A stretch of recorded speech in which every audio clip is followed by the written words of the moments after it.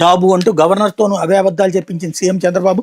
Super six రూపంలో 2 ఏళ్లలో 1,42,897 కోట్లు ఎగ్గొట్టి వాటిని అమలు చేశామంటే నిస్సిగ్గుగా అసత్యాలు. 20 నెలల్లోనే దేశంలో ఏ రాష్ట్రం చేయని రీతిలో రికార్డు స్థాయిలో ఏకంగా 3,27,725 కోట్ల అప్పులు. అంతులేని రుణభారం. ఏ ఒక్క పథకం అమలు చేయకుండా ఆర్థిక విధ్వంసం.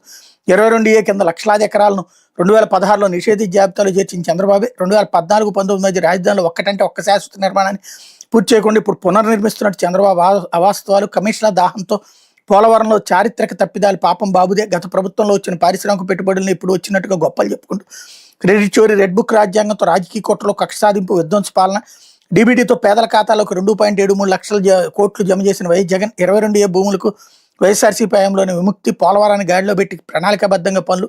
విత్తనం నుంచి విక్రయం దాకా రైతులకు జగన్ సర్కార్ సంపూర్ణ భరోసా అంటూ పూర్తి రివర్స్లో రాసుకొచ్చారు. గవర్నర్ స్పీచ్ అట్లా లేదని చెప్పడానికి ప్రయత్నం.